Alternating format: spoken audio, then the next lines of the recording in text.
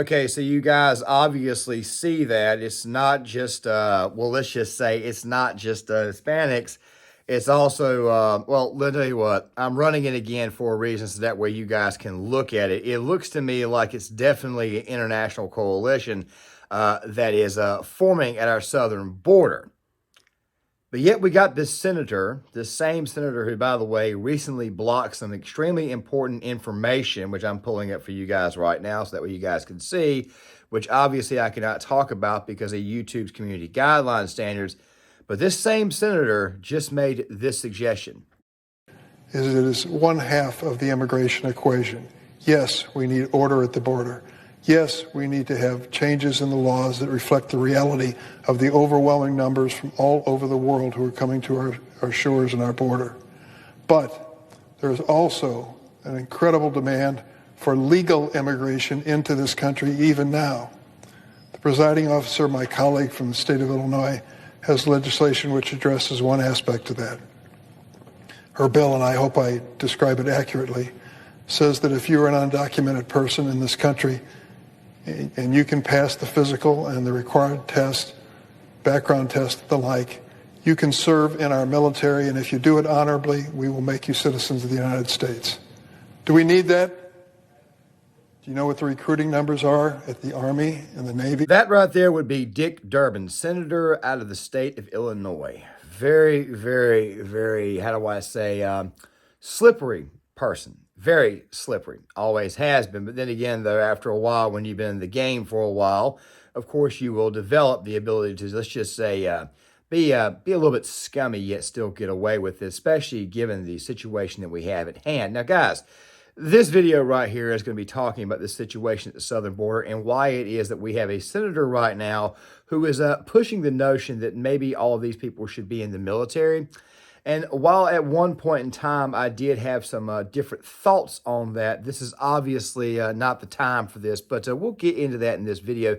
And we'll also be getting this thing that James Carville said the other night on Bill Maher, because I do believe that it is all linked. However, before we go any further, I want you guys to know that this right here is a video that's coming out late today. I got up at about 3:30 this morning and just felt like posting. So I decided to go ahead and do this video here.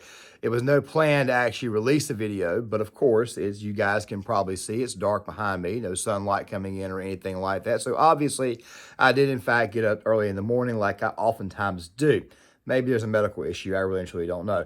However, it's not just the military that I'm concerned about. It's also law enforcement, seeing how it is that the governor of Illinois also proposed something similar. You know, undocumented immigrants are not allowed to become police officers in the state of Illinois still.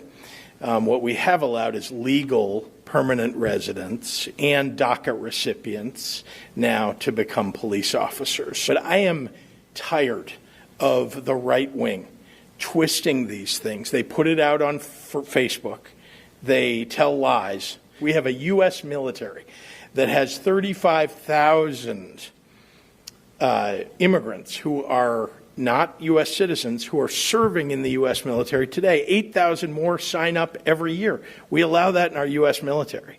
We allow it in a couple of other states, and more states are adding on to this list of states that are allowing legal permanent residence. Problems that could arise from this are astronomical, but let's go back in time. So I think I mentioned earlier that there was this guy, president, who suggested that we take the people who are coming across the Atlantic Ocean and put them in the military, basically saying, look, you will serve or else you will not get citizenship. Or basically the idea was if you serve at the time or if we pulled you into combat, you would be then given your citizenship. Now, I don't know exactly how many of those men actually got involved in the front lines, but the thing is this right here.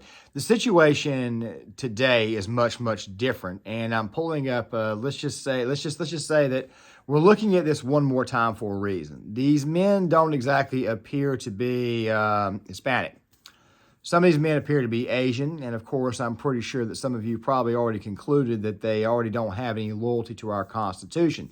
you would be more likely to be correct. The fact of the matter is this border crisis has gotten out of hand. However, I do want to say this, though, before I go any further. You see, the reason why I'm making this video is because there's a lot of people out there who are throwing a lot of takes out there online on Twitter that at the end of the day don't really add up. Now, while I am very, very much against Dick Durbin's suggestion, I want to say this right now. This right here more than likely will not occur. Now, I'm not saying this because I have faith in Republican Congress or Republican Senate. I'm saying this because during House Judiciary Committees, during House Armed Services Committees, they oftentimes have these conversations with military generals. And even though we do have some officers that are in fact woke, most of them would shoot this entire prospect down altogether. And I do think that the Senate, which by the way would need 60 votes to legislate something like this, rather than the 51 votes that they have, I don't believe that they would be able to get this through. I want to go ahead and make that perfectly clear now. However, we do need to discuss the potential problems of this and why it is that there may be another reason why they're trying to do this. Now, this right here is a tweet from DC Drano, Rogan O'Hanley. He basically believes that these people would be recruited in, they would actually be used against the American people. We'll get to that here in a second. But I have warned, especially on Gear Issue 33, my backup channel, which of course I'll be posting to again here in the near future, probably the start of the year, the last thing you want is a political military. The military, for the most part, still leans right, but I'm pretty sure most of you guys know by now that CRT being taught to military officers. Of course, there's also been a social justice warring of the military, the wokeness in the military. Of course, this is one of the biggest reasons why people are not wanting to join the military. I'm going to go ahead and say that right now one more time, that this is obviously a problem, and therefore it puts a group of men who serve in a position to where they could be not exactly aligned with the vast majority of the American people, especially those who serve in the military. Now, I want to make this right here abundantly clear before we go any further. And I know my voice is beginning to actually scratch up a little bit, but I can't really help that because this early in the morning, it does that from time to time. I need to quit smoking. The thing is this right here. When we recruit men and women of our armed forces, we typically tend to recruit those men and women from working class homes, patriotic homes, and the vast majority of the men and women who serve in our military are in fact patriotic. We have seen the wokening. We have seen some SJW stuff. I've done a couple of videos on this. I've done some videos on soldiers reacting to the Roe V. Wade ruling. Of course, it was a girl soldier. Like I said, I'll be leaving a lot of videos from Gear Issue 33 in the description box, kind of help you guys understand where we're going with this. When you have a military, you got to focus on stuff like morale. You got to focus on stuff like procedure. You got to be able to focus on that and overall teamwork. One of the biggest problems that you're going to have recruiting a bunch of illegals in is that off the bat, they don't know English. I understand somebody's going to say, my God, you sound bigoted. Quite frankly, I don't really truly care. The vast majority of people who scream bigot at this topic don't know what the hell they're talking about. Okay, I mean, it's absolutely insane, the level or the lack of knowledge that people have on how the military actually operates. You see, you need to be able to communicate with one another. And if you're bringing in people who can't speak the language of the other men and women who are serving or in their unit, this right here could lead to communication problems, and it could also lead to more deaths in the field. I may have mentioned it earlier. Like I said, I'm kind of winging it, 3 o'clock in the morning. But the thing is this right here. At one point in time, I was actually a little bit more lenient on this issue. One of the biggest reasons why is because we had a lot of guys that were serving that were, let's just say, not citizens. Yes, this is true. We were bringing them in for OIF, OEF. We were bringing a lot more men in, and they laxed their standards on who to bring in because we were technically at wartime. This right here would suggest to me that maybe they're looking at something like, I don't know, maybe another war, which should automatically bother you right off the bat. But the thing is this right here. Going back to DC Drano's tweet, it makes you wonder if they're not coming after you. Well, there's been a couple of indications out there that that right there might be the case. And I have talked about this on several occasions in the videos I did on Gear Issue 33. But I want to play this right here for you guys. James Carville the other night on Bill Maher. Now, of course, with Bill Maher, anything related, there's going to be a header on bits and pieces. I'm going to try to splice up so that way you guys can see Carville's face. And that god-awful pink USMC hoodie. I have several USMC hoodies because I am also a prior service Marine, and Carville is too, which baffles me how he could be so liberal, but still at the same time, pay attention to what he says. Oh, I don't think he can hold his party together. Second, you're exactly right.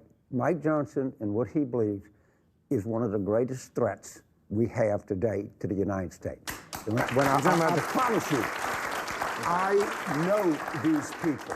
You're talking about Christian nationalism. And I was Absolutely. talking about it at the end. This is a bigger threat than Al-Qaeda to this country. And let me tell you something. They have Speaker of the House. They got probably at least 2 Supreme Court justices, maybe more.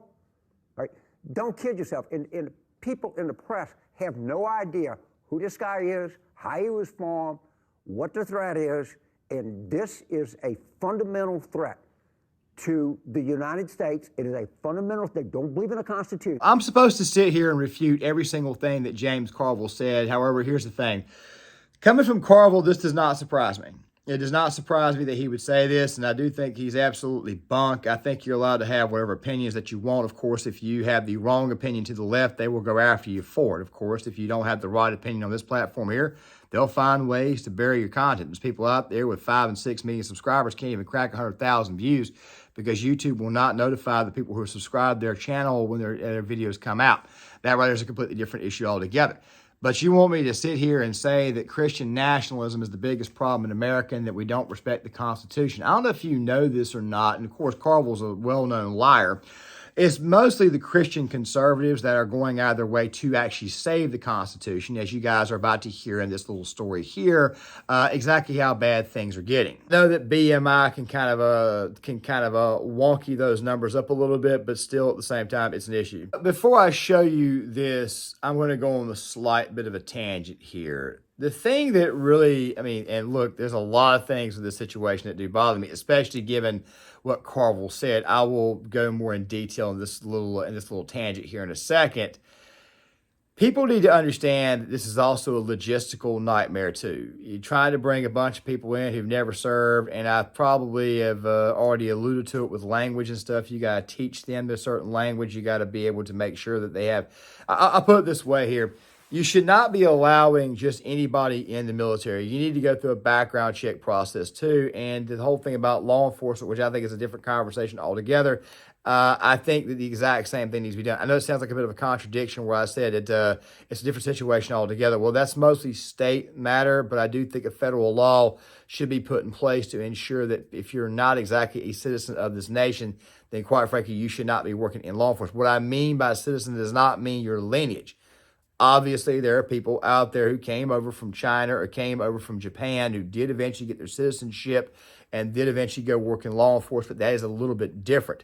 You're bringing these guys in basically off the street from another country in completely unvetted, and you want to stick them in the military, which, by the way, also screams to a bigger issue involving our military, which we'll cover in another video. Why is the recruiting numbers down? Because we are, in fact, in the middle of a recruiting crisis, and according to this report that came out from the Military Times, we're 70% overweight. Christian nationalism worse than Al-Qaeda. Look, I am not surprised that Carville said any of this crap, and obviously it does anger me, it does frustrate me, but once again, though, it's about 3:30 in the morning. I obviously woke up about an hour and a half ago and decided to go ahead and get to work on a video that was not supposed to be posted today. Carville is a hack. He's always been a hack. He's always been a guy this is the same guy who said, I think during the Paula Jones ordeal, you could, you drag $1 through a trailer park, you'd be surprised at what you might find. This squinty little eye. I know YouTube's probably going to limit my ads over that one there because somebody will scream racism or whatever, but who the hell cares at this point in time? Fact of the matter is this right here. Nothing that Carville says is really anything that should be taken seriously. But then again, though, the topic of Christian nationalism has come up before. If you guys remember when the Dodgers had that whole situation with the Sisters of Perpetual Indulgence, the drag nuns who were also Satan worshipers. Glenn Beck had brought the term up Christian nationalism. I'm not going to bring it back up now because, like I said, once again, it's a video that was not supposed to be made today, but still, I'll try to link it in the description box. It was the term that was being used to describe anybody who may, in fact, be against what it is that the system is trying to produce as far as all the wokeness is concerned. But still, the thing that you have to understand about this situation is that these are the buzzword terms that they're going to be using. In yesterday's video, I alluded to I'll leave it in the description box. It was about the possibility of progressives ever running America, and I said it more than likely would never occur for a multitude of reasons. Don't worry, like I said, I'll link it in the description box. The thing is this right here. In that particular situation, The problem that you were having, especially when we actually go back in time to World War II, because it was really a response to Tim Pool talking about the Nazis and, of course, what was going on today with the pride flag and certain progressive groups. The point of the matter was that back in World War II, they created a boogeyman. That boogeyman that they created was Jews. The boogeyman this time around, I guess, is going to be conservatives, and there's roughly anywhere between 74, 75, possibly 80 million of those. And unlike, of course, in Europe, the group that they were going after was, for the most part, an actual minority. These people say all kinds of crazy things, and none of the things that these people say is anything that really and truly should be taken seriously. However, this threat actually could be, especially given the Jesse Waters report that I'm about to show you guys now. Alert, Catholics are now being interrogated by the FBI as possible terrorists. Senior national correspondent Kevin Cork has the details. Kevin. Evening, Jesse. Following a rigorous examination of subpoenaed documents, a House Weaponization Committee report determined that there was no legitimate basis for an FBI memo to insert federal law enforcement into Catholic houses of worship. I said that right.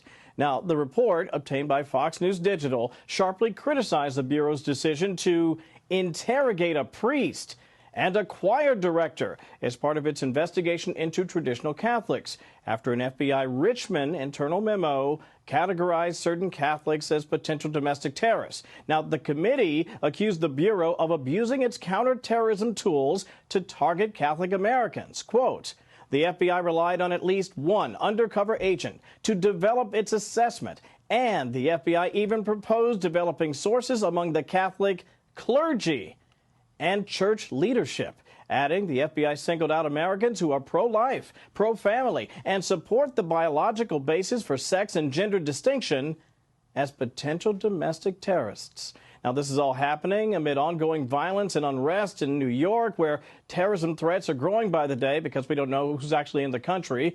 And pro-Palestine protest movements continue to shock and, in some cases, ground parts of the city to an absolute halt. Not to mention here in the nation's capital, where crime rates are soaring. Critics argue the FBI's attention apparently is directed elsewhere. Now, regarding that original document that the subcommittee referred to, the FBI says, quote, look, it failed to meet our standards. It was quickly removed from all of our systems, and a review has been launched to determine how it was produced in the first place. Inquiring minds want to know. Jesse. I didn't know they had standards. That is being targeted. And even though I know that the guy at the very, very end said that obviously this bit was basically kicked away, basically pushed off to the side, nobody's going to pursue it, it's not the first time that the FBI or the DOJ has looked into good old-fashioned Christianic organizations or churches. It's not the first time that they have done this. So, to Hogano Hadley, D.C. Drano's tweet, they're coming after you. My response to that is this right here. You could, in fact, be right. I've been saying for a while that a political military is the worst thing in the world that you could have. A military that automatically takes sides. And remember, I did say earlier that the military, for the most part, does swing right. This is very, very true. However, the vast majority of those kids, once again, come from working class families. The last thing you want to do is be recruiting people from suburban areas who, quite frankly, if they join the military, would not do anything anyways. Also, to go on top of that, if you decided to actually bring in a lot of illegals to try to fix this issue, it would be further proof that the military itself is social justice warrioring. And also, to go on top of this, you would lose absolute faith in the people would lose absolute faith in the military itself. One thing that the people have always been able to rely upon is the actual military. The military would never get involved into a situation. The military would stay out of it. And I do think for the most part that it would, even in today's climate. However, if you bring in a bunch of illegals, and let's just say you double the size of your military, but yet you brought in 100, 200, 300,000 people who are, let's just say, in positions to where they could, in fact, possibly do some damage if a certain president, like the one we have right now, chose to utilize them against the American people for, I don't know, whatever reason. Christians went crazy. Conservatives are upset about something like this, which, of course, very, very rarely happens because conservatives are actually much, much more quieter than people think. The left, of course, they love to create this crap and say, well, you know, they're obviously our boogeyman. We got to complain about them. I did talk about this a little bit in yesterday's video, but I did not name an actual boogeyman. The thing that you have to understand is that you have about 74 to close to 80 million people who would vote right-leaning in the next election if the turnout is actually high enough. I don't think that these people are the same as what Adolf Hitler did in World War II when he decided to go after a single race of people. At that time, there was only right around 9 million total in the entire continent of Europe at the time, whereas in this case right here, the people that you're trying to send the military after, the ATF and other law enforcement agencies, for the most part, are strapped, for the most part, are actually armed. Now, granted, I can already hear somebody saying in the comment section, this is not going to matter, not a hill of beans, especially given the fact that these people have not trained. And my response to them would be, these people have been training for a very long time, and they're actually getting involved in their Second Amendment. Maybe that is the real reason why it is every time we turn around, anytime a school shooting occurs, they have to scream gun control. Maybe it's because the people are actually beginning to learn how to fight back. Maybe that right there is actually the issue. Bringing in a bunch of illegals for the sole purpose of building up your military seems like you're doing it out of desperation. And then to go on top of this, you're also bringing in a lot of people who already don't know the laws of the land and not exactly loyal to our Constitution or loyal to the American problems with this, from morale to language barriers to, I don't know, communication issues, loyalty. Yeah, there's all kinds of problems with this, but here's the deal. And you're probably going to hear me say it again in this video. It more than likely will not happen, at least under these circumstances. I mean, you got to get 60 votes in the United States Senate to even secure something like this, and Republicans control the House. And while I don't trust that slim majority, I don't see this happening anytime soon. But still, at the same time, this video right here is going to be designed to, for the most part, answer the tweet that was put out by DC Drano about them possibly coming after you. And it's definitely a concern given the fact that we've had James Carville go on Bill Maher and scream Christian nationalism is a problem. And of course, it's worse than Al-Qaeda, crap like that. And then of course, this little report that was given to Jesse Waters a couple of nights ago on Catholics suddenly being targeted. So yeah, we have a little bit to discuss in this one. Those right there are just some of the problems that you could have here. However, I do want to say this though. This is where I want to close the video out. You guys realize that I have said on several occasions that if CW was to ever occur, it would more than likely occur in blue areas, blue cities, blue on blue. Yeah, that's still very, very true. Let me break this down for you guys before I close this video out. DC Drano was saying they're coming after you. That's what these people would be used for. However, the problem is this right here. I mentioned earlier that conservatives, for the most part, we stay quiet, mainly because we simply get up in the morning, we go to work, we come back home. If something's going on in the world, we just take a shot of liquor and go to bed. That's just how we operate. It's not like the left. Every time you turn around with the left, these people scream and holler over any and every little thing. I mean, it's always about what are we offended by today? What are we offended by this hour? So it makes you automatically think to yourself, especially given all the stuff that I've talked about recently with identity politics and how it is that these groups don't mesh well together, that something would happen, more than likely in very, very big blue cities, which is also very weird too, because a lot of these blue cities sit on bridges, or if you have to take a bridge to get across. Miami Beach, of course, is one of these areas, even though Miami's shifting towards the right. New York, Boston, you got to take bridges to get into the main areas of the city. Same thing with the West Coast cities as well, San Francisco in particular. It makes you wonder if this so-called army that they're building to potentially go up against conservatives may actually be used against the libs instead. I just figured I'd go ahead and throw that out there. And we'll probably do more videos on that in the future. With that right there being said, guys, make sure you guys hit the like button, subscribe, share the video. It's the only video that's coming out today. Please leave a comment in the comment section. Hit the notification bell so that way YouTube will, in fact, notify you of the videos coming out. And I'll see you guys later.